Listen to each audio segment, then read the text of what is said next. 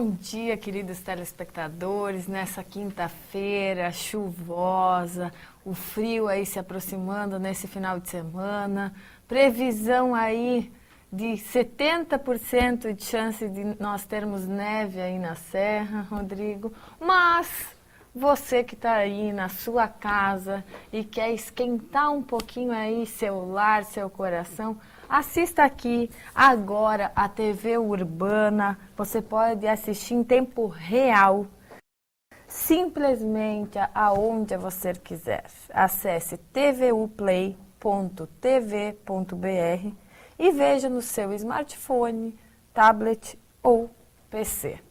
Mas você que quer participar aqui com a gente, participe através do vitriners@terra.com.br ou curta a nossa página no Facebook, Vitrine RS, ou o nosso WhatsApp, 8585-2037. Rodrigo, nessa manhã aqui de quinta-feira chuvosa, eu e tu quase chegamos atrasados, né? Essa semana está sendo assim o limite do limite.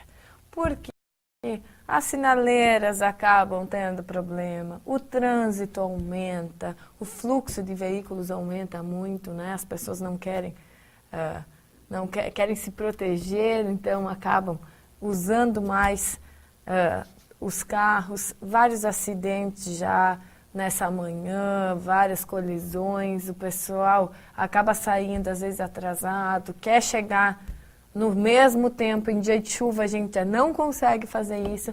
Então, cuidado, você que está querendo aí, de repente, ver a neve e visitar as nossas cidades da Serra, tomar um vinho, comer um fundi, por favor, vá com cuidado, muito cuidado, porque as nossas estradas não são favoráveis aos carros cada vez mais potentes e as estradas cada vez piores. Então não adianta a gente poder andar aí, o velocímetro lá, mostrar que a gente pode usufruir daquela velocidade se nós não temos estradas e vários pardais aí.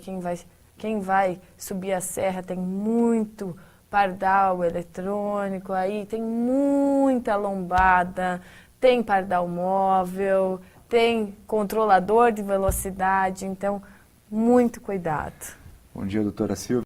Bom dia aos nossos telespectadores. Sempre um prazer estar todas as terças e quintas aqui, como a doutora Silvia falou, com você, aquecendo os nossos corações e o de vocês no nosso Vitrine RS.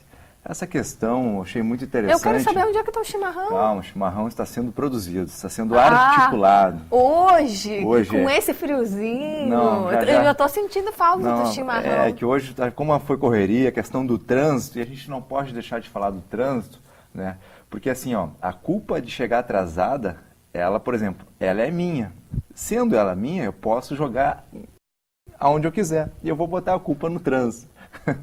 Mas assim, nós tivemos um censo agora no início do ano que o aumento de produção de veículos, e aí eu incluo tanto caminhões como carros automotivos e motos, de 70% a mais do que os anos anteriores. Ou seja, aí a pergunta que eu deixo no ar para você, telespectador, você viu um aumento do número de estradas em 70%? Você viu novas vias, novos acessos, novas construções de rodovias, numa porcentagem de 70%? Não viu. Então, doutora Silvia, o que acontece é isso. É o caos que tem hoje nos trânsitos. Também a gente não tem aí quando chove muito, essa questão da água pluvial, as águas das chuvas, né, as nossas bocas de lobo, a nossa via a questão hidráulica, o como desembocar, e isso daqui a pouco nós vamos falar hoje com o nosso entrevistado, que já tem um pouquinho mais de tempo com a gente. Nós podemos até perguntar para ele se antigamente, quando dava essa chuvarada aqui, se tinha esse caos que tem em Porto Alegre. Porque da chuva, trânsito abarrota, estradas que já ficam trancadas, se bem que por enquanto a chuva está calma, né? Não deu grandes prejuízos hoje, né? Mas a gente sabe que é só apertar um pouquinho que já tranca tudo aqui na nossa grande Porto Alegre. E a gente já teve um histórico aí, né, com essas chuvas aí por todo o interior do Rio Grande do Sul, que é caótico. Então a gente tem que rezar para que essa chuva lá que São Pedro nos dê uma proteção aí, porque é muito triste, frio e chuva, então piora muito mais, né, Rodrigo? Sim. Mas, falando em coisas amenas, hoje eu tenho um grande convidado, Rodrigo, para o nosso telespectador. Verdade. Porque o nosso telespectador, a gente já trouxe aqui gente do Inter, a gente elogia o pessoal do Inter, mas é sabido para todos os nossos telespectadores que nós somos gremistas. E hoje, eu acho que os nossos câmeras não vão ficar tão bravos assim com a gente, afinal, acho que o Vitinho está sendo muito justo. Mas muito mais do que justo é trazer esse grande jogador, João Severiano, nascido em Porto Alegre, em 26 de setembro de 1941, em plena guerra, hein? Vamos conversar sobre isso.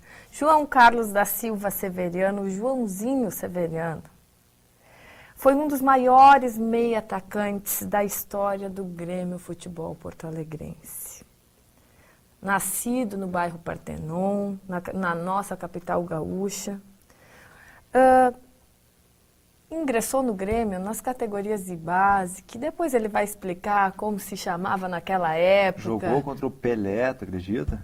Pois 7 é. vezes campeão gaúcho aí pelo Grêmio. Então, o homem é jogou fera. no Grêmio de 55 a 1970, jogou no Independiente da Argentina em 60 até 61, heptacampeão gaúcho. E, Rodrigo, não é só isso, não. Ex-vereador 2 vezes em Porto Alegre, 2 vezes deputado estadual. Esse homem tem história, hein? Tem história para nos contar. E é por isso que a gente vai para um breve intervalo e voltamos já já.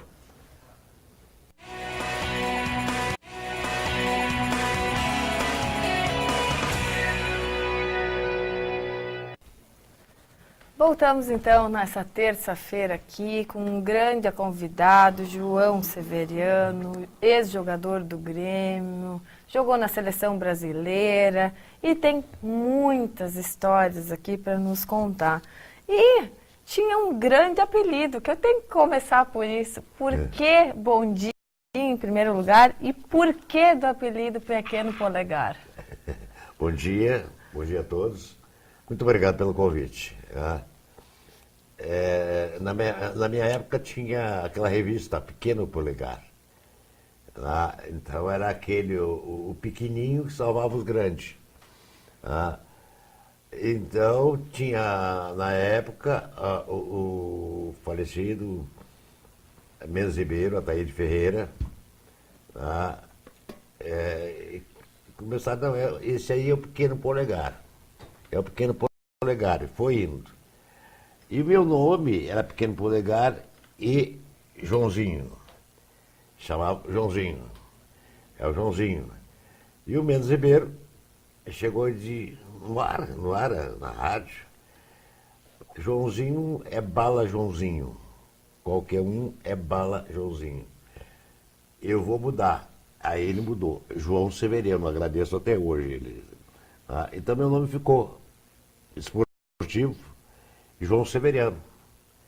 E Pequeno Polegar, porque das revistinhas que as crianças liam, todo mundo lia. Pequeno Polegar, meu tamanho, né? Os outros um baita homem, eu com aquele meu tamanhozinho. Mas eu não me sentia inferior dentro do campo, nem sentia o meu tamanho dentro do campo. E como é que hoje no programa, ou como no dia a dia, tu gosta que as pessoas te chamem? Joãozinho. Joãozinho. Pronto. Então, já, Alemão, né? Joãozinho. Alemão, Joãozinho. Já vou começar com a minha pergunta aqui também. Bom dia, primeiramente. Bom dia. A gente sabe que lá, antigamente, o futebol era bem distinto do futebol de hoje, no sentido, não só tecnicamente, digamos, e questão de estratégias também, mas assim, na questão financeira, porque me me corrige se estou errado. Vou te corrigir, sim. Joãozinho, Bem rápido. lá atrás, às vezes, o jogador, antigamente, era até mal visto como aquele cara que não tinha um emprego. Como é que tu sabe disso? Bom, aí é um outro detalhe. Porque como o Joãozinho, eu trouxe ele, até a gente se atrasou um pouquinho, porque, né, a gente vindo de carro, esse senhor galego, que um dia eu vou trazer aqui no programa também, que jogou, era capitão do Rio Grande, ele também tem já seus 70 e alguma coisa, ele que né, eu gosto sempre de perguntar para as pessoas mais, né, mais assim, digamos, um pouquinho mais de tempo nesse planeta, de saber tantos erros, tantos acertos, e principalmente na questão do futebol. E foi lá que ele me disse que, lá no tempo, quando tu deve ter começado, de repente teus pais, não, Joãozinho, vai estudar, vai fazer tal coisa, isso aí é para, até, desculpa a palavra, Pode desculpa, ser. mas dizer assim, ó, que era para vagabundo. Pode ser. Como é que, vamos começar por esse caminho, Cultura. é verdade isso pela cultura, é verdade isso? A cultura é completamente verdade, principalmente 10 anos antes de mim. Antes de mim. A cultura, naquela época, jogador de futebol era praticamente tratado assim como um marginal. Muitas vezes se dava assim, respaldo para nos chamar assim, porque antigos jogadores viviam muito na farra, na bebida, isso, aquilo. Antes dos jogos bebiam, isso, aquilo. Na minha época, eu já não peguei isso aí. Já peguei uma época melhor. Né? Mas mesmo assim, nós éramos uma classe meia renegada. Ih, não te mete com aquilo lá que é jogador de futebol. Né? Não te mete com aquilo lá que é jogador de futebol. Mas com o tempo foi melhorando. Né? Foi melhorando. As pessoas foram vendo que o jogador de futebol não era aquilo que se dizia. E aí também entrou a parte lucrativa, onde as pessoas mais inteligentes, as pessoas mais intelectuais, as pessoas com mais dinheiro, começaram a aplicar no jogador de futebol, na rádio, na televisão, nas propagandas, tudo, né? E foi mudando a mentalidade, aí foi mudando, aí até o próprio jogador, né, foi mudando, aí já era mais respeitado dentro da sociedade. Né? Eu, como sempre me criei num bairro pobre, do Partenon, ainda continuo lá, né? Para mim sempre foi a mesma coisa, né? Porque eu nunca fui de fazer, não bebia, não fumava, né? Eu queria jogar futebol, né? Eu não queria estudar, né?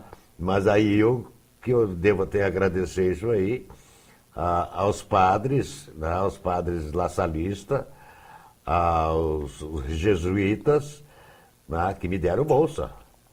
Me deram bolsa, eu estudei, tirei todo o meu primário, ginásio, pelos padres jesuítas e laçalistas. E ali sim nós tínhamos um regime, não era um regime assim, militar, mas era um regime de estudo. Né? De ordem.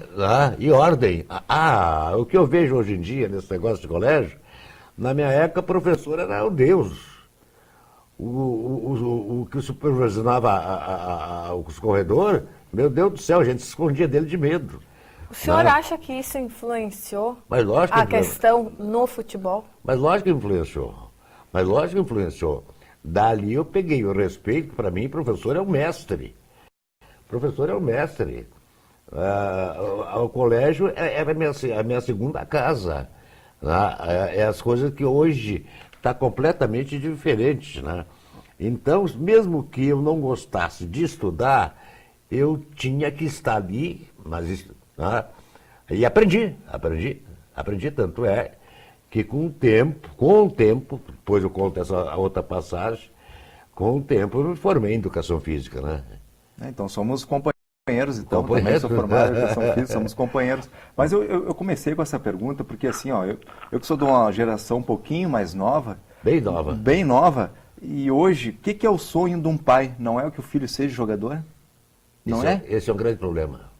Mas assim, eu quero dizer que para essa geração nova, nós estamos falando aí de 50, 40 anos atrás, o futebol era visto de outra maneira. Como as coisas mudam, como o mundo dá voltas, né? Esse Então, aí é o grande problema. por quê? Todo mundo quer ser jogador de futebol. E muitas vezes os guris estão largando as escolas, a sala de aula, por um campinho de futebol. Olha que se tu fizer uma estatística, né, é 1, 2%, 3%, agora deve ter aumentado, 4%, que fica o milionário no futebol. Porque a pessoa vai, entra num time pequeno, pode entrar num grande, daqui a pouco mais cai, sobe. Então, tem aquelas pessoas que sabem se controlar, tem aquelas pessoas que são super craque, que enriquecem em seguida, né, que ele não precisa se preocupar, mas atrás dele tem milhões daqueles que estão tentando e se frustram, e aí sim, aí cai na real. Aí não sabe fazer nada. Então, esse é o grande problema. Todo mundo quem é que não quer ser jogador de futebol? Né? Hoje falam-se. Eles ganham 600, 700. Esse eu posso falar porque eu li, né? O Messi ganha 3 milhões e meio por mês. Né? Mas joga, merece, porque o Barcelona está onde está graças a ele, a Ronaldinho, a Romário. Será que esse valor, um valor que eu não sei qual é a profissão no mundo que ganha tanto dinheiro quanto tipo um Messi, um Neymar? Qual é a profissão que dá tanto dinheiro? Mas nenhuma vende tanto produto, a propaganda deles. E isso não atrapalha no futebol? Não? O dinheiro está no banco. Os publicitários lá que se virem lá para vender o produto que eles anunciam. Até tem alguns produtos aí que eu nem compro mais depois da Copa do Brasil. Sim, depois da Copa do Mundo. O jogador não vai deixar de jogar. Pá, eu tô ganhando 3 milhões, então vou começar a jogar mal, não atrapalha, né? Não atrapalha até, né? Isso é um grande motivador, né? Não, isso aí não. Não. E como é que fosse essa participação pela seleção brasileira em outros tempos? Bom, então isso aí foi bom a tua pergunta, porque havia uma rivalidade muito grande, tá? Porque a seleção brasileira só era Rio e São Paulo. Pode voltar o tempo, era só Rio e São Paulo. Não tinha Rio Grande do Sul, não tinha Minas Gerais, não tinha Paraná, isso aqui era. Volta atrás aí um pouquinho aí. Era Rio e São Paulo, só jogador do Rio e São Paulo. Então, teve uma época aí que foi o Oreco.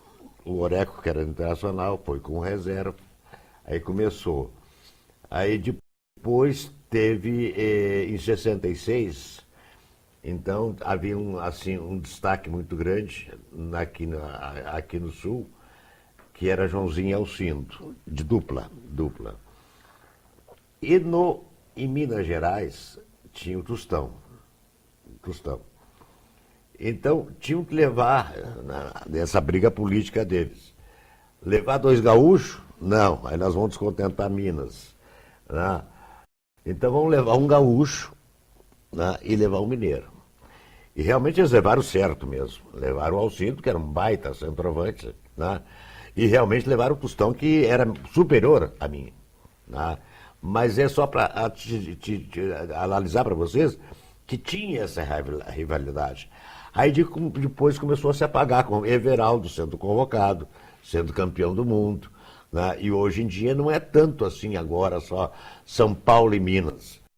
O que eles vão bronquear agora é que está cheio de gaúchos da seleção no comando. Né? Eles vão bronquear, mas vão aprender que realmente o gaúcho, né, os treinadores gaúchos, os preparadores gaúchos, trabalham.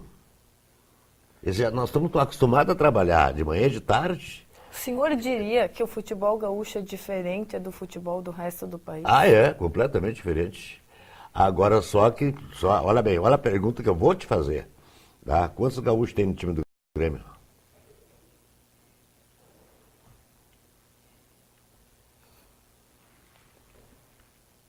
Eu não Não sei. Vou ser bem sincero aqui. Ao Entende? vivo e a cores. Entende? É. Na minha época nós tinha 80%. Não, nada contra os jogadores de outros estados, nada adorando. 80% jogadores gaúchos. Né? Porque o gaúcho perdia um Grenal, tu tinha vergonha de sair pra rua. Era aí que eu queria chegar. Era aí que eu queria chegar. Perdia um Grenal, tu tinha vergonha de sair pra rua, ir no restaurante. Né? Eu que era acostumado a sair com a minha esposa, com meus 2 filhos. Perdia, vamos ficar em casa. Churrasco em casa. Ganhava, vamos Recolher ali a pro Negrão. bandeira, como dizem, né? Ganhávamos, vamos ali pro Negrão, ali na Menina de Deus, onde nós íamos sempre. Tá? Mas nada contra os jogadores de fora, tá entendendo? Nada contra, nada contra. A nossa mentalidade, tá? A nossa mentalidade, o nosso trabalho em equipes de base, surge o guri com 12, 13 anos com alguma evidência de prosperar no futebol, já tem um empresário. Né? Então ali já tem uma pessoa que vai dar algumas dicas, já vai dar alguma coisa para o menino. Lógico que o menino não tem nada, daqui a pouco mais o empresário diz, olha, vou te dar um apartamentozinho para te morar, vou alugar para ti, já assina um contrato, né? E não é mais do clube o jogador. Apesar que eu concordo em parte com a lei do Pelé, não toda, só em parte, porque na minha época nós éramos praticamente escravos, escravo. Tu fazia um contrato de 2 anos, era 2 anos, era 1 pila por mês, e terminava o contrato por 2 anos, tu chegava para mim e dizia assim, não quero mais te contratar. Eu disse, tá, tudo bem. Então o que eu vou fazer? Fica parado, não joga mais. Mas o cara lá quer me comprar. Nós vamos te vender por 200, botasse um preço para não vender mesmo. Sim. Então podia, naquela época, praticamente arruinava a carreira do jogador.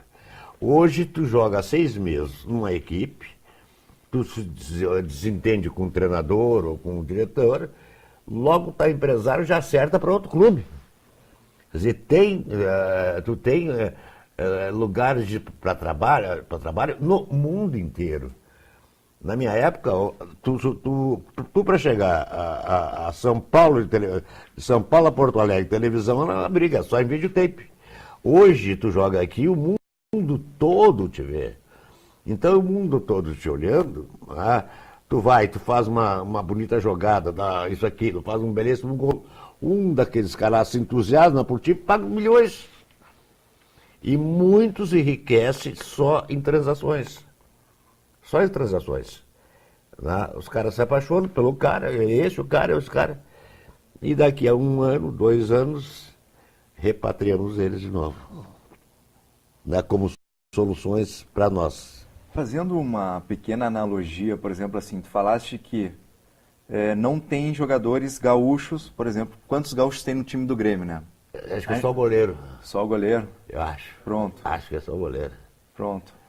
Nosso câmera que é colorado sabe mais que a gente.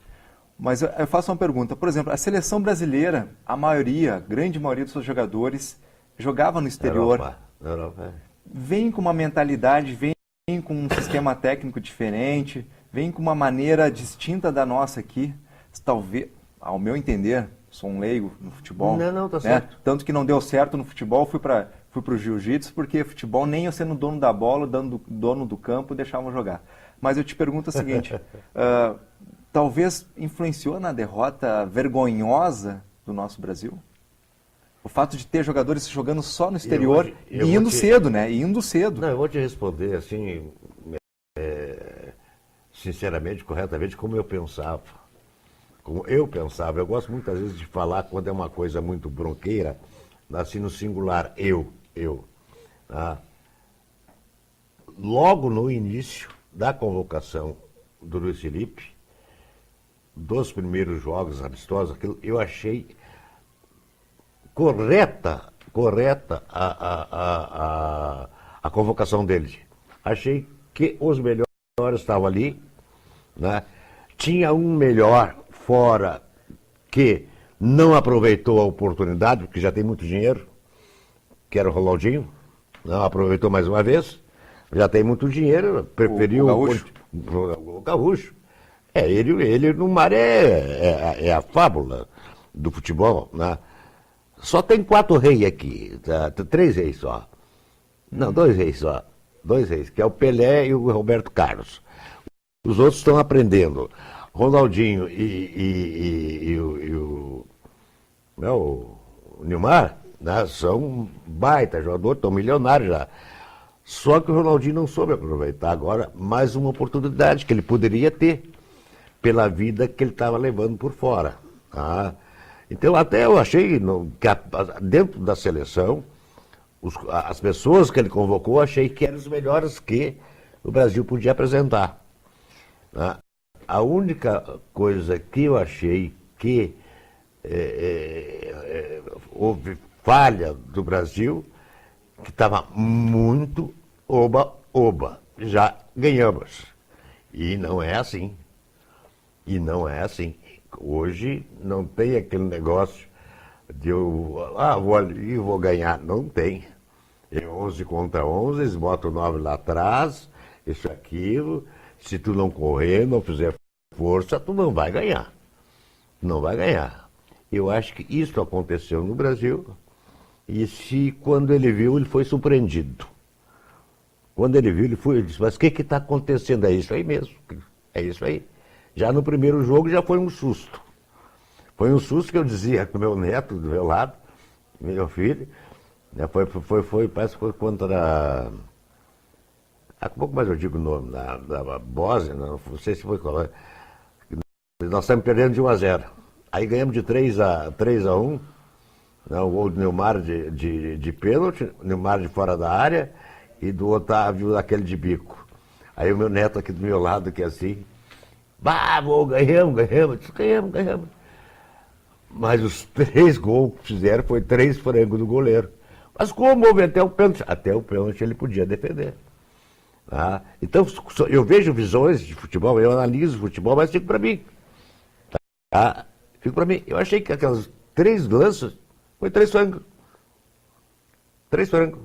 Quer dizer, então o Brasil começou a ver, quando quis cair na realidade, encontrou uma França forte, uma Alemanha forte, um México, uma Colômbia forte, disposto, querendo alguma coisa, né? E quando a pessoa viu, disse, o que está vendo? Não era para nós ganhar tão fácil? Seria o salto alto? Aquele entrar com salto alto? Seria isso? Eu não acredito assim que seja salto alto, tá entendendo? Não é essa a colocação. Não acredito que fosse esse salto alto. É que eles não esperavam que as outras equipes também tinham se superado. Não, as equipes vieram para ganhar, né? Se deram tudo. Né? E eu acho que o Brasil não esperava, não tinha aquela garra, aquela motivação. Né? E ainda uma coisa que eu concordei em tudo. Né? Eu só discordei de uma coisa, que eu acho que eu vou discordar de vocês aqui também, né? É que eu acho que o Luiz Felipe interpretou mal o Hulk. O Hulk tem que ser no meio da área. Ele não pode estar dos lados. No meio da área, porque só tinha aquele baita homem dentro da área. O Fred, infelizmente, não fez uma boa Copa. O Hulk tinha que estar dentro da área. Não tinha ninguém para levar no lugar do Fred, pelo amor de Deus. Não tinha. Todo o Brasil? Não tem. Olha, não tinha ninguém. Não, o Hulk tinha que ser no lugar dele. O Hulk tinha que ser no lugar dele, no centroavante. E o Nilmar pelo um lado. E aí escolhia um outro lá pela direita lá. Ah, mas tem que abastecer o centroavante. Se eu não abasteço o centroavante, quando eu jogava com o Alcindo, se eu não abastecesse o Alcindo, coitado, ia ficar lá entre 2 zagueiros tomando paulada o dia inteiro. Tem que ter aquela pessoa que vá dê condições para o centroavante, porque o centroavante já nasce com aquele dom de fazer gol. Já nasce com aquele negócio. Não é qualquer um que chega lá, chuta e faz o gol. Ele já nasce, mas tem que ter o cara que abastece. Assim como eles chamam hoje na gíria, o garçom. Ah. Mais ou menos, isso aí. E eu quero saber qual é a perspectiva do nosso Grêmio hoje, 2014. Vamos sair um pouquinho da seleção e vamos voltar um pouquinho. Tá, eu te digo. O Grêmio já deu uma melhora com o Juliano, mas precisa ainda de uns 3 jogadores. 3 jogadores que eu não vejo onde tu encontrar. Mas precisa. Senão, nós vamos ficar patinando aí, 7º, 8º, 9º. Tá? O Grêmio precisa de 3 jogadores, porque um ataque não depende do... tem o centroavante, mas não é só o centroavante que precisa fazer gol. Tem os outros elementos também que tem que fazer gol. Tem o ponto, tem os pontas, tem os meias, tem os meias ponta de lança. Todo mundo tem obrigação, não é só deixar a obrigação do centroavante. O Barcos está numa fase incrível, terrível, que a bola chega a bater no ombro dele, entende? Quer dizer, tem aquela fase. Então o Grêmio tem, além de tentar buscar preparar jovens, tem que, para tentar alguma coisa, mais uns 3 jogadores realmente que vêm ali com vontade para ganhar. Muito bem. Agora, tu falaste uma coisa que também me chamou a atenção. Falaste que rei só o nosso cantor, rei Roberto Carlos. E o Pelé e só. o Pelé. Só. Por que o Pelé continua sendo e será o único rei? Por quê? Ele era um jogo. Agora sim, eu te pergunto porque tu jogaste contra ele. Sim. Então tu pôde ali, tu contra ele, né? Davi contra o anjo, entendeu? É um contra o outro. O que tu pode dizer do Pelé? Por que esse cara era o cara? Por quê? Olha, tu vê que coisa engraçada, mas é bom contar para vocês, né? Grêmio e Santos. Ai, meu Deus do céu. Enchia o Olímpico aí que botavam até as cadeiras ali na pista. Tá? Então, entramos em campo, a gente entrava em campo, então nós mais olhávamos para o Pelé do que para o campo. Mais olhava para o jogo do que para ele, tá entendendo? Olhando para ver como é que ele era. Ele era uma figura impressionante como jogador de futebol. Foi o maior jogador de futebol que eu vi até hoje. Né? Por isso que eu digo que os únicos 2 reis que tem, além de Cristo, né, é o Roberto Carlos e Pelé. Porque passa o tempo, tá? Se tem que falar em alguém, é Roberto Carlos e Pelé. Falar Maradona, isso aqui, não. Os 2 reis são esses aí. Ele era perfeito, com os 2 pés, cabeceava bem, batia bem, driblava, perfeito. E lutava também, não ficava escorado. E não fugia do pau, né? Não fugia do pau. Não fugia do pau. Perfeito. Para mim ele foi perfeito. Foi o maior. Ele é o rei e o Roberto Carlos. Os 2? Os 2. O Roberto Carlos se ouve até hoje. Meu netinho lá, o Roberto Carlos. E aí? 60 anos aí. É verdade. É engraçado, né, que se tu for ver os comentaristas, geralmente, não falam muito bem do Pelé. Alguns, né, que até criticam ele. Mas parece que ele tem uma... como é que eu posso dizer? Ele... Por exemplo, nessa Copa, o Pelé não apareceu em quase nada, não foi convidado para dar a taça, não foi... Sabe, isso que eu não entendo. Por exemplo, o Maradona tem igreja na Argentina para o Maradona. Tem igreja, pessoas vão lá, se ajoelham e rezam para o santo Maradona. E nós, como muito bem falaste, que foi um grande jogador, até então era o melhor, né? Mas nossa seleção o Brasil, é a cultura do Brasil, a gente sabe que é os melhores futebol do mundo. E o Pelé não, o Pelé até muitas vezes é geralmente criticado, né? Então é bonito ver quando, né, tu que tens uma história com o futebol, vem e falar realmente de uma personalidade que fez diferença para nós. Eu te respondi aqui sobre o atleta de futebol, né? Agora, fora do campo, ele teve alguns deslizes. Né? Ele teve alguns deslizes que isso imacula muito a pessoa. Um deslize forte. Pois é. Bem forte. Ele é muito julgado pela questão pessoal. Por Pessoal. isso que ele não. Sim. Porque Pessoal. hoje, quando a gente fala, a gente fala em rei do futebol. Futebol. A gente não fala como pessoa. Homem. como pessoa, como pessoa, homem. como pessoa. Então, ele foi, sim, duramente Nisso julgado aí- pelas atitudes. Nisso aí eu tenho as minhas diferenças com ele, tá? Que não tenho com o Roberto Carlos. O Roberto Carlos abraçou todas, amou a mãe dele, entende? Não tenho, entende? Ah. E não sou muito fã, assim, não ouço muitas as músicas, que eu sou mais de Calbi Peixoto, Agnaldo Royal, Ângela Maria, né? Mas respeito a trajetória dessas pessoas. Sim. E vamos, já que estamos falando um pouquinho também do passado, tem alguma história assim interessante para não falar para nós aqui no Vitrine RS, para os nossos Tu queres que eu conte mesmo? Claro, mas esses detalhes só tu sabe, esses detalhes são importantes. Vocês querem que eu conte mesmo? Hein? Não, uma é bacana. Uma bacana, não tem nada que ver. Nós estávamos em Minas Gerais, jogando contra o Cruzeiro, à tarde, aí terminou o jogo.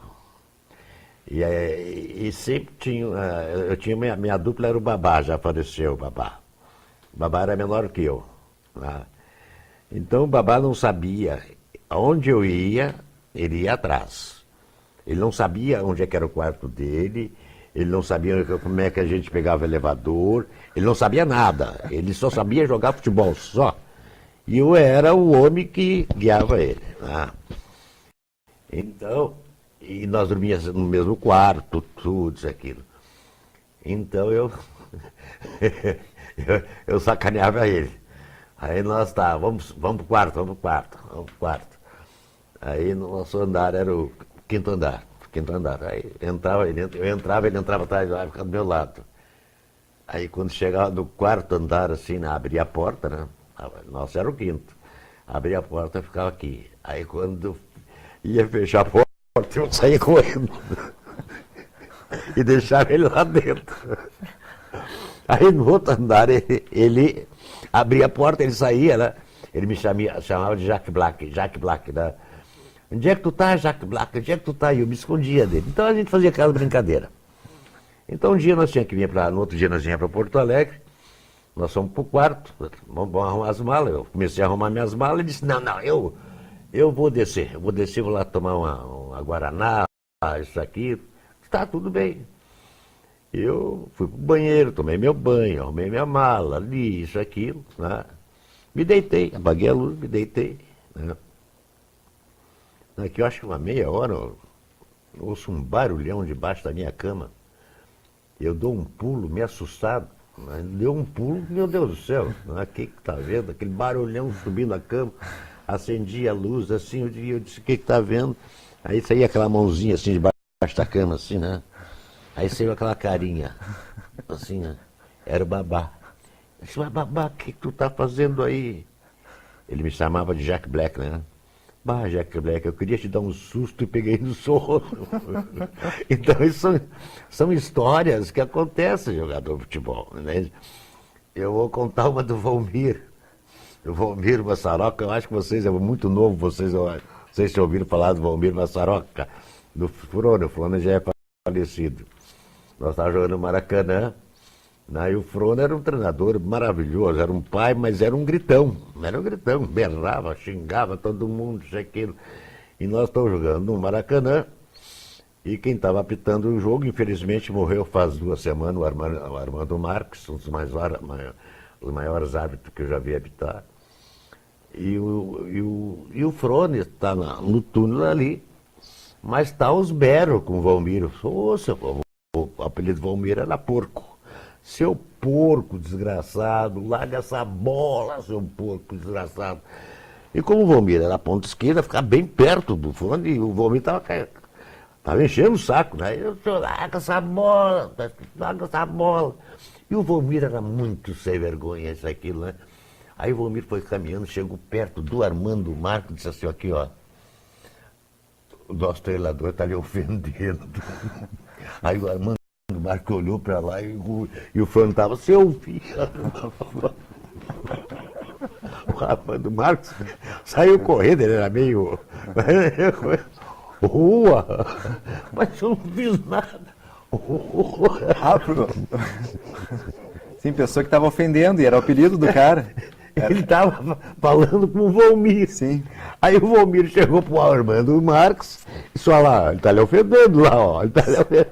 E o Armando pensou que era para ele, tá entendendo? Botou o Frone para a rua. Então essas são histórias que acontecem assim, né, no cotidiano do jogador de futebol, que muitas vezes eu faço questão até de contar para as pessoas saberem, porque não sabem, né, não sabem, porque não convive com o jogador. Né, porque o jogador hoje vive uma vida, nós também vivíamos muito isolada. E aquele grupo e aquele grupo. Né, um pouco com a família, longe da família. Né, e assim vai indo. Quero saber se essa família aí, a Severiana, é toda gremista. A minha família, toda ela é gremista, com exceção do meu genro. Meu genro que é colorado, doente. O Beto Leitão, Roberto Leitão, é conselheiro do Internacional. Mas os meus filhos, eu fico até com medo deles, né? Nossa, um gremista tarado, alucinado. Né? Os meus netos, alucinado. O outro neto não, o outro neto, o Beto Leitão, só é colorado. A minha filha é gremista, né? Mas tudo bem, numa boa, né? Tudo numa boa. Eu já conheci um rapaz que, né, que quando foi convidar, conheceu o sogro que omitiu o time. Omitiu. O sogro era colorado, ele era gremista, né, demorou um tempo para ele abrir o jogo, depois de 6 meses, que já estava enturmado. Né? Não, mas nunca aconteceu isso aí? Não, ao contrário, contrário, tudo colorado virou tudo gremista. Quando eu comecei a namorar a Marilene, virou tudo gremista. Não tinha como também, né? Não tinha como, porque olha bem. O Joãozinho fez história, como é que a esposa não vai? Não tem como. Não tinha como. E a minha vida dependia daquilo ali, né? A minha vida dependia daquilo ali. Porque o jogador de futebol era aquilo ali só. E voltando agora aqui também essa questão do quarto, a gente sabe que o Dunga, na Copa de 94, botaram junto com o Romário, para dar uma acalmada no Romário, diz que era meio malandro, né? Só Dunga tem esse ar, digamos, de um cara que mais disciplinado. Tu achas que essa disciplina que, a princípio, que a mídia nos mostra, ele vai levar, pegando a seleção agora, ele vai poder levar para a seleção e fazer um bom trabalho? O que tu acha da convocação do Dunga como novo técnico da seleção brasileira? Eu vou te dizer uma coisa, Alexandre. Eu tive contato com o Dunga 2 vezes. Uma vez quando ele me entregou um prêmio, né? E outra vez quando nós nos encontramos de cumprimento. Nós nunca assim... Aí uma foto que eu pedi para bater com ele lá num shopping. Não de... Se tu chegar aqui, ele chegar ali agora, se eu disser que sou eu, ele vai saber que sou eu. Mas se tu não disser, ele não vai saber. Não vai saber. Bom, eu acho que ele é uma figura mais extraordinária do futebol brasileiro. É um homem que suportou aquela avalanche. Era Dunga, fora Dunga. Suportou, aguentou, sofreu, deve ter sofrido muito, muito. Voltou, deu a volta por cima, levantou a taça, sempre continuando com a mesma maneira. Ele é assim, tá entendendo? Eu até li, depois eu vou, no final eu digo para você, eu li a última entrevista dele. ele é assim, tá entendendo? Ele é correto, ele é amigo, ele morre abraçado contigo, tá? Grandes atitudes do Dunga, quando ele teve aquela desavença com o Internacional, não sei o que houve aí, que ele tinha que pagar uma indenização para ele de 400 mil, né? O Internacional pagou os 400 mil. Ele pegou o cheque e levou ali para uma associação beneficente. Não pode. Foi. Não, eu não sabia disso. É, 400 mil ele botou lá? deu, ninguém ficou sabendo, pouca gente ficou sabendo. Pegou o cheque? Deu o dinheiro todo que ele tinha de direito a ganhar de indenização, isso aqui ele deu. Legal, ele mantém um instituto com 40 crianças. Ninguém sabia disso. Poucas pessoas estão ficando sabendo agora que ele voltou assim. 40 crianças que precisam de auxílio. É um cara que nunca se abriu assim. Né? O que eu acho, eu já levo na minha... O jeito dele aqui, ele não vai mudar. O jeito dele é corretíssimo. O jeito dele, muitas vezes, está entendendo, é que, né, faz algumas perguntas para ele que é difícil responder, está entendendo? E ele não tem sangue de barata, está entendendo? Se eu já falo, não, brincadeira, vou brincar, isso, aquilo, mas ele não. E agora ele aprendeu,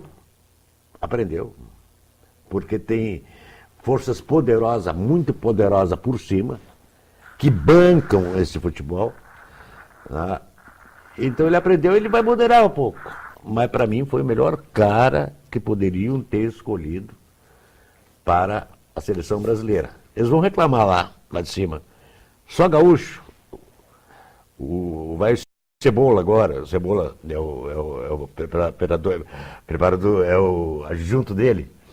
O Filipão era o Murtosa, agora vai o Cebola. Eu conheço o Cebola, é o apelido. Né? Vai preparador físico do Grêmio. Né? Quer dizer, mas ele é corretíssimo. Perder? Pode perder. Perder é do jogo. Ganhar e perder é do jogo. Né? Agora que ele trabalha, que ele é correto, que ele é uma pessoa que tu pode botar a mão no fogo e ele bota a mão no fogo contigo. Agora, se tu errar, tá ralado. Joãozinho, diga. Para a gente encerrar aí a nossa entrevista, o que tu diria hoje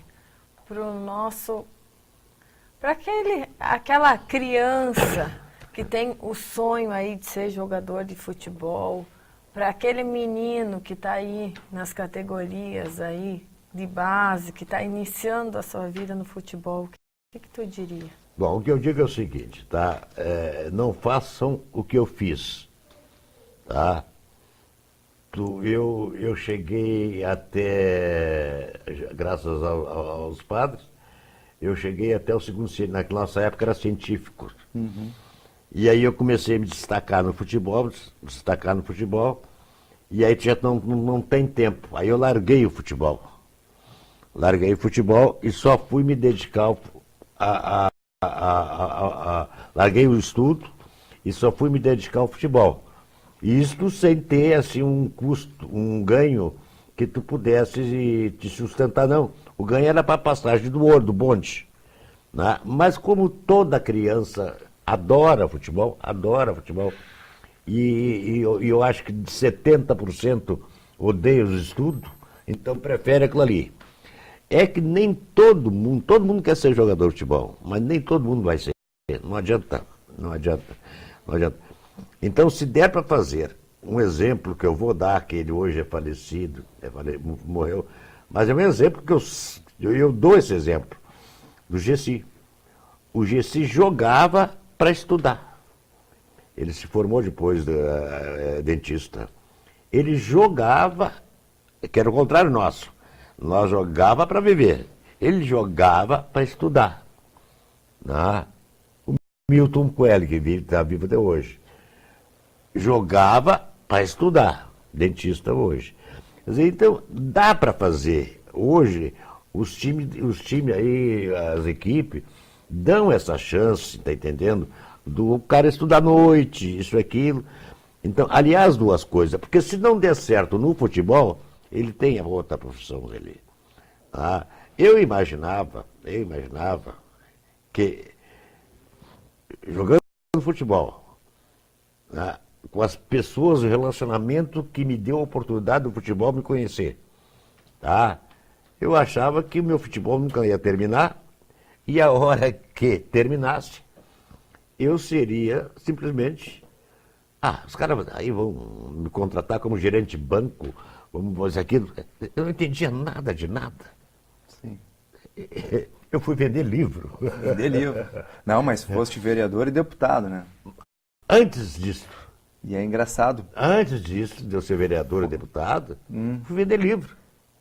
E aí, o que aconteceu? Eu fui vender livro. No primeiro mês, eu desisti de vender livro. Sabe por quê? Porque me convenceram que eu fosse nos meus amigos e que meus amigos iam comprar. No fim, o que estava acontecendo? Eu estava indo nos meus amigos, eu estava perdendo meus amigos, porque na hora que tu mostrava assim, eu quero te vender, os negros já davam uma desculpa. Mas aí, graças a Deus, o meu sogro era deputado, o Ayrton Bardaschi, meu pai e o Simão me convidaram, mas eu nunca achava que podia me eleger vereador. Eles achavam que eu podia ser. Eu disse, não, tá louco. Não faço 2 votos aqui. Na época, quando tu botou teu nome na política, já tinha algum ex-jogador que tinha entrado na política? Tinha. Porque hoje a gente vê grandes jogadores, tem Romário, tem Derlei, tem vários jogadores que até... Eu te explico muito bem. Tá? Tem vários jogadores que estão fazendo esse caminho. Eu te explico muito bem. Na época, os partidos políticos usavam o nome do jogador de futebol para conseguir os votos. Então, eles convidavam jogadores. Então, na época minha, quando eu fui concorrer, tá, tinha o Paulo Lumumba, tá, não sei se vocês se lembram do falecido Paulo Lumumba, como vereador, né? E o Alemão Elton estava como vereador, mas foi para deputado. E aí me lançaram. Então eu me coloquei na cabeça o seguinte: nós somos movediço. De 4 em 4 anos eles trocam uma peça, os partidos políticos. De 4 em 4 anos eles trocam uma peça. Então agora eles estão tentando trocar o Lumumba por mim. E trocaram. Eu disse, bom, agora vem a minha vez. Alguém vai vir para me substituir. Só que eu já sabia mais ou menos, tinha uma ideia disso aí. E aí eu não era muito bom de discurso, nem nada, mas eu sabia fazer um grande trabalho social. Eu sabia lidar com as pessoas. E na segunda eleição, eu aumentei 40% de votos. E aí, onde eu fui para deputado, aí me elegi 2 vezes. Então, para mim, foi gratificante. Foi uma vida maravilhosa. Eu tenho o maior respeito pelos políticos honestos, mas não gostaria de voltar mais, porque tu sai dali doente. Muito bem. Muito bem. Então, hoje nós tivemos o prazer aqui Conheceram a metade da minha vida. de receber esse grande ex-meio atacante do Grêmio, João Carlos da Silva Severiano, Joãozinho Severiano, Pequeno Polegar. E nós contamos um pouquinho aqui um pouquinho da história também do nosso Grêmio Futebol Clube. Então, você que é colorado aí, prestigia um pouquinho do Grêmio, que a gente prestigia um pouquinho do seu Colorado aí. A cada dia aqui no Vitrine RS. Nós vamos para um breve intervalo e voltamos já já. O Vitrine RS volta nessa quinta-feira. E na quinta-feira passada nós falamos muito no Vitrine RS sobre solidariedade. E o Vitrine RS sim tem obrigação de dar o exemplo de solidariedade e pedindo uma ajuda hoje para você. Nós trazemos uma gaúcha, Paula Blume, que é estudante de História, que com certeza você já deve, se não lembra, a gente vai fazer lembrar, sofreu um acidente na Argentina o ano passado, permaneceu 59 dias no hospital na Argentina, fez a primeira cirurgia lá e ela veio para nos contar um pouquinho da história dela e para pedir um auxílio para você, nosso telespectador.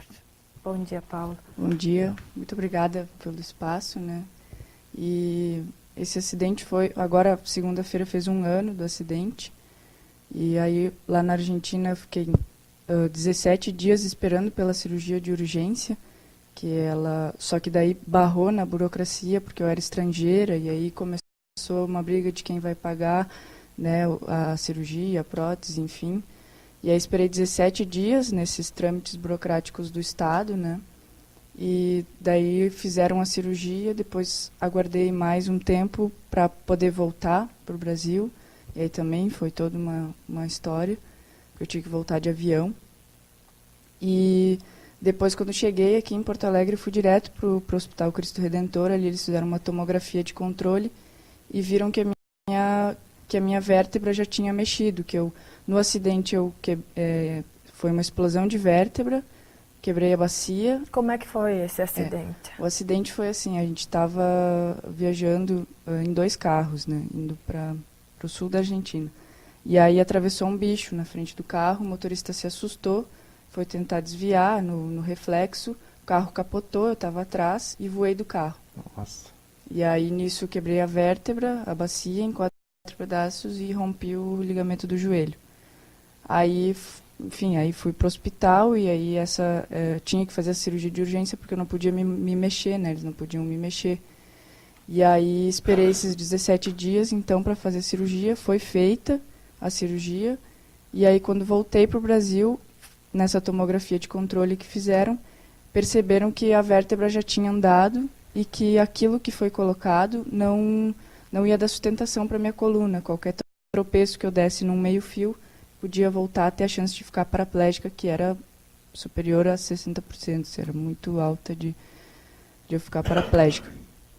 E aí, daí fiz uma segunda cirurgia, então, aqui no Brasil, ali no Hospital Cristo Redentor, e conseguiram daí, então, tirar aquilo que fizeram lá, que era 1 pino e 2 parafusos, e aí colocaram 8 pinos, 8 parafusos, 2 hastes, assim, e mais uma transversal na minha coluna.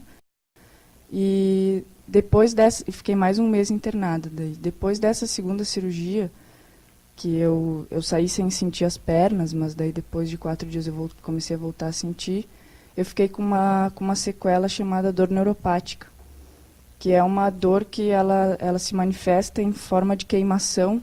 Eu sinto das costas até aqui queimado 24 horas por dia, assim, e isso somado a crises de pontada, agulhada, ferroada, que, enfim, é muito, muito ruim, é uma dor enlouquecedora, assim. E aí, indo atrás de tratamento, e ela não tem um tratamento 100% eficaz, não tem cura também. E aí, a gente indo atrás de um tratamento pelo SUS, né, devido à demora e tudo, a gente não conseguiu. Então, eu fui atrás de tudo que eu pudesse conseguir.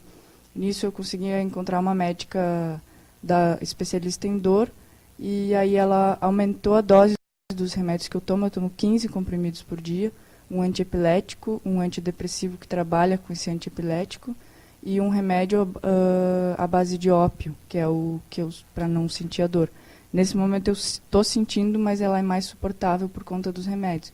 E esses remédios são caríssimos, né? Uma caixa de um desses remédios custa R$100, de 70 a R$100. Eu tomo 8 caixas desse remédio por mês, só desse, fora os outros. E o tratamento com essa especialista em dor, ele também é muito caro. E fora a fisioterapia aquática que eu tenho que fazer, que é o ideal para esse tipo de dor. Então, é um tratamento caríssimo, né? O SUS não colabora?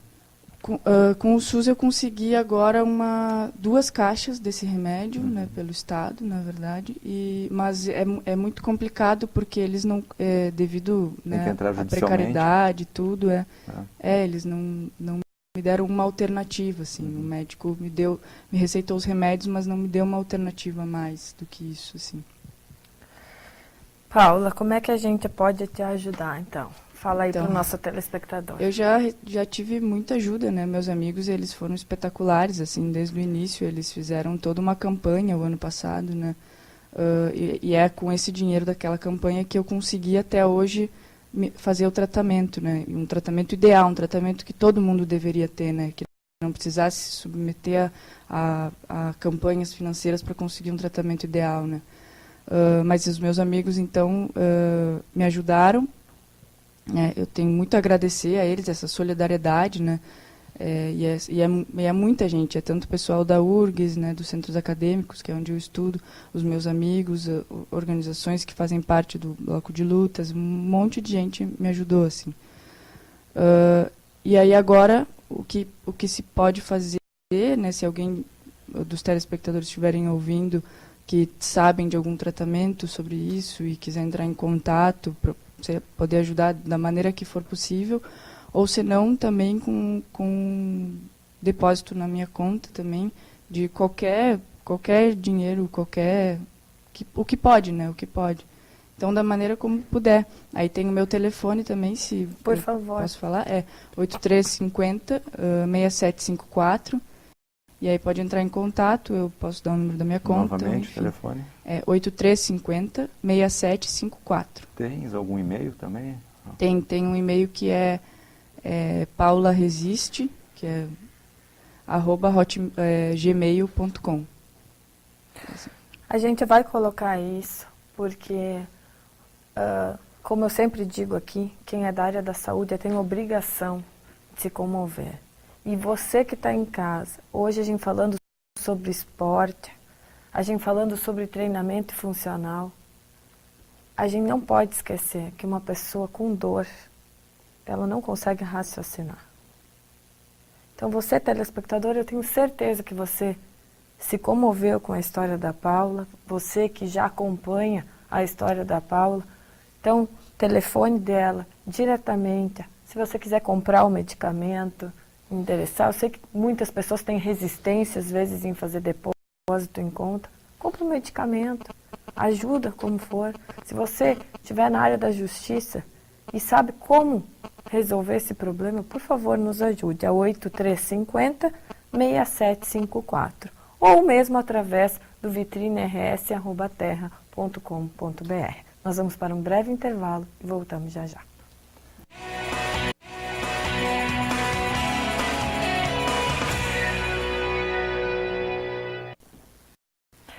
Voltamos então nessa manhã de quinta-feira, agora falando um pouquinho sobre treinamento funcional, e nós temos o prazer de receber o nosso convidado, o professor Rodrigo Rossi, professor de Educação Física, especialista em treinamento funcional. Bom dia, Rodrigo. Bom dia.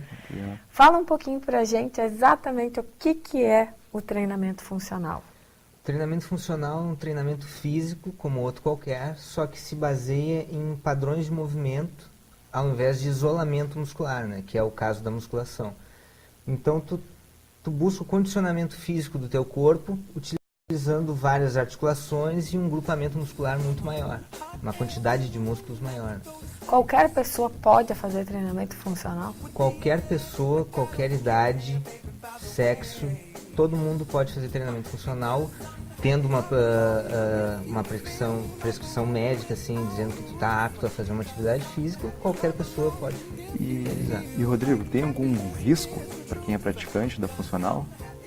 Olha, se feito o treinamento funcional com um profissional qualificado para o treinamento, graduado, não tem, o risco é praticamente nulo. Existe o risco normal de qualquer atividade física, mas é praticamente inexistente. E outra pergunta que é muito interessante, e geralmente, né, as mulheres aqui têm mais aquela pergunta, o funcional, ele emagrece?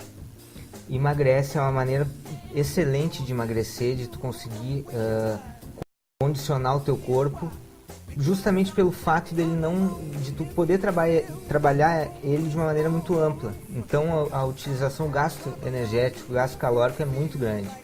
Então é uma maneira excelente de emagrecer e de deixar o corpo ideal. E ele é parecido com Pilates? Muita gente confunde o treinamento funcional como se fosse um Pilates feito de outra forma, um Pilates mais forte, mas não.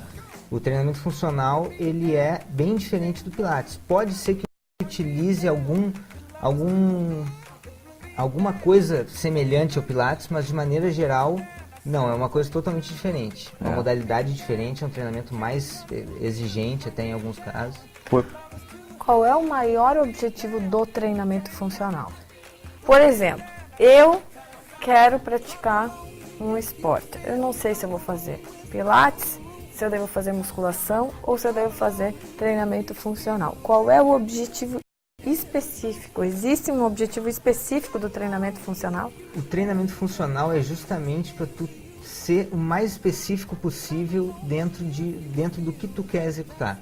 Então, no caso das lutas, a gente consegue ter um treinamento muito específico de posicionamento, de padrão de movimento de dentro do esporte. Então, na realidade, depende do que tu vai querer fazer, do que tu vai querer executar, a gente consegue ser o mais específico possível dentro do treinamento funcional. Eu consigo ter ganho de massa muscular com o treinamento funcional? Consegue ter ganho de massa muscular. Ele não é voltado para hipertrofia, né? Que seria esse ganho.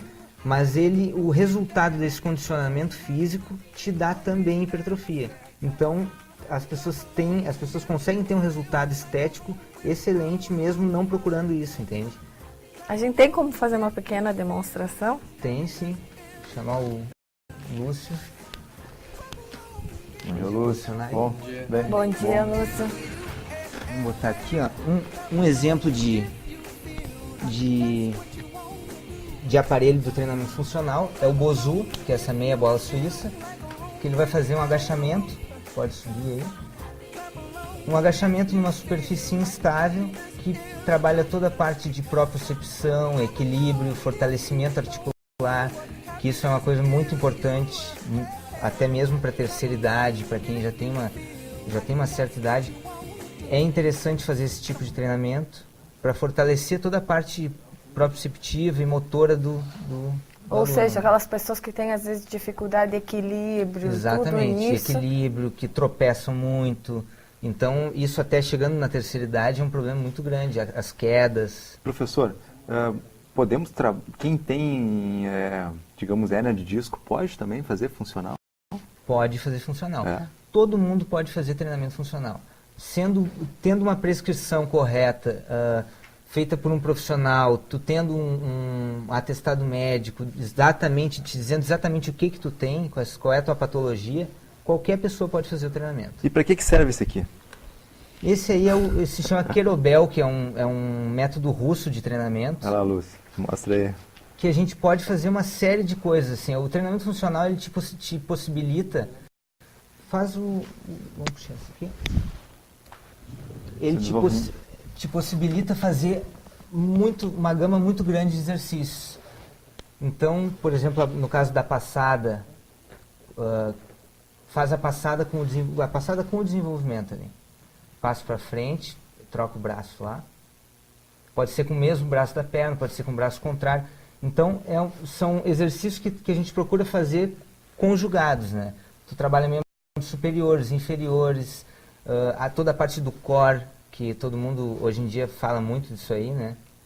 O que é o core? O core é o centro de massa, seria o centro do nosso corpo, que é toda a parte de estabilização do teu corpo, que tu vai buscar o equilíbrio, que tu vai trabalhar em todos os exercícios de treinamento funcional. Eu, pelo menos, procuro buscar essa consciência do abdômen, de contração do abdômen, porque é um dos principais protetores da tua lombar, da tua coluna, é o abdômen.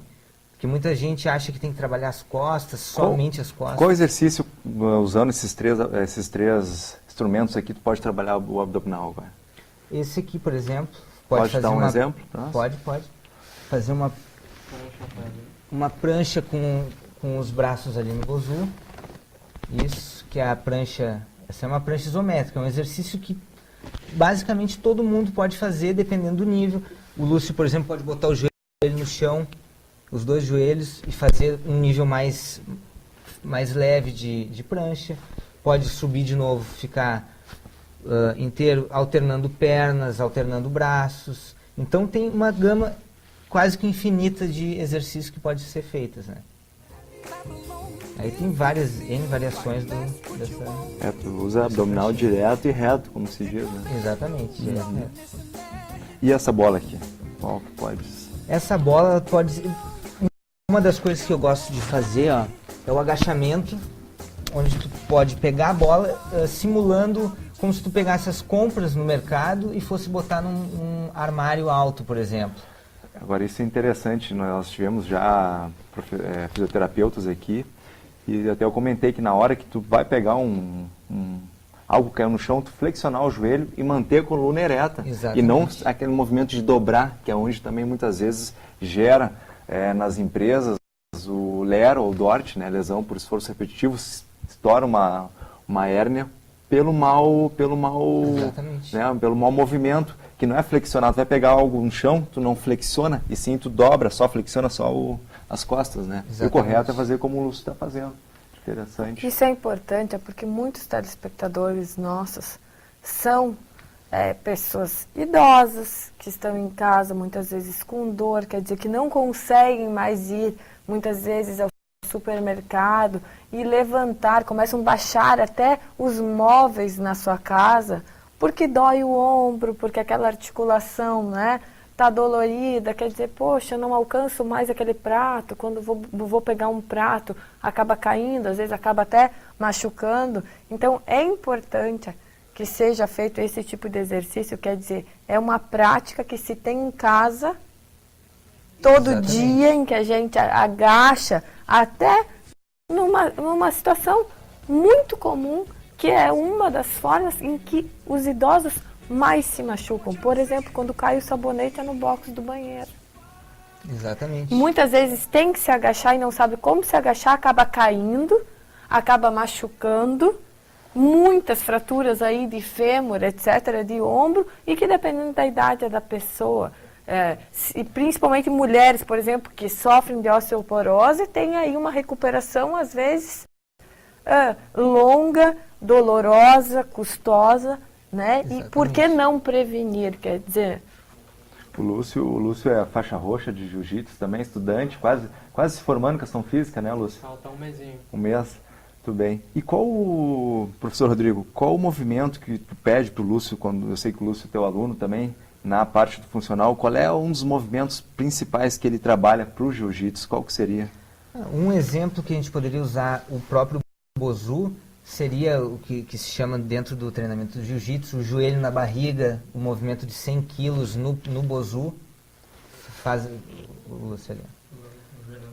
Pode ser isso aí, ó, o joelho na barriga, vai subir, vai poder botar lá. Exatamente, ó. É um treino que tu pode fazer sozinho, usa um padrão de movimento do próprio jiu-jitsu e a partir disso tu tem como evoluir de outras formas, né? Tem bastante executivo também que procura lá treinamento? Muita gente, porque o treinamento funcional, como ele é muito completo e tu utiliza muitos músculos, ele pode ser um treinamento mais rápido, tu não precisa ficar 1 hora e meia treinando. Tu faz um treino de 30 minutos que é excelente, gasta muita caloria, tu usa uma musculatura muito grande, então é uma maneira fácil para quem não tem muito tempo para treinar, poder fazer um circuito funcional, alguma coisa nesse sentido assim, né? Se um executivo, por exemplo, estou pensando aqui agora, um executivo não podia ter uma dessas no escritório, não para treinar, fazer o treinamento, mas assim, ó, para essa questão do lore, da lesão, né, por esforço repetitivo, da LERT não podia ter algo para ele poder brincar, por exemplo, assim, ó, só aqui viajando, o cara se levantou, está muito tempo sentado, vem, faz um alongamento de perna, usa o aparelho, algo desse tipo, poderia ter algo, ou fazer até outros exercícios. Uma das coisas que se utiliza muito em escritório, na própria porta, tu pode prender, é o TRX, TRX, né, na realidade seria um nome de venda, seria a fita de suspensão, né, que tu pode utilizar N exercícios em um lugar reduzido, um lugar que tu não tenha uma estrutura para treinar.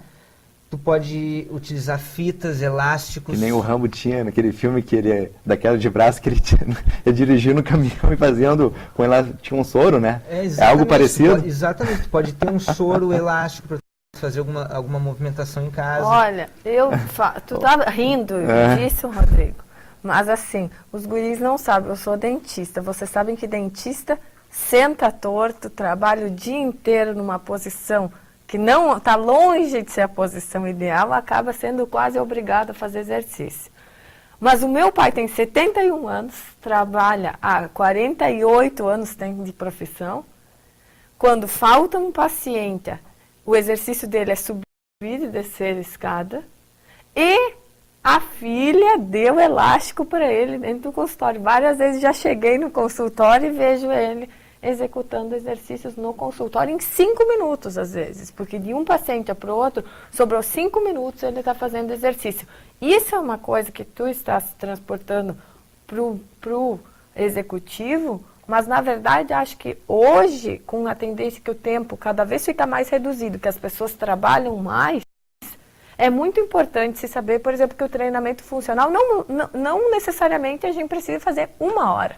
Exatamente. O tempo que tu tiver, tu consegue trabalhar muitos músculos ao mesmo tempo. Essa que é a grande jogada. E tudo que tu faz no treinamento funcional, para quem não tem um esporte específico, tipo jiu-jitsu, alguma coisa que precisa de um padrão de movimento específico, tu pode trazer para a realidade, para o teu dia a dia. Que seria o caso do que a gente demonstrou ali, de pegar alguma compra, Claro. botar em cima de algum lugar, de simplesmente abaixar para amarrar os tênis, esse tipo de coisa, né? Por isso, quem sabe o Vitrine RS não traz aqui uma aulinha aí daqui a uns dias de treinamento funcional para você que está em casa, com as principais coisas que você, seja idoso ou não, precisa executar. Nós encerramos o programa de hoje e desejamos um ótimo final de semana.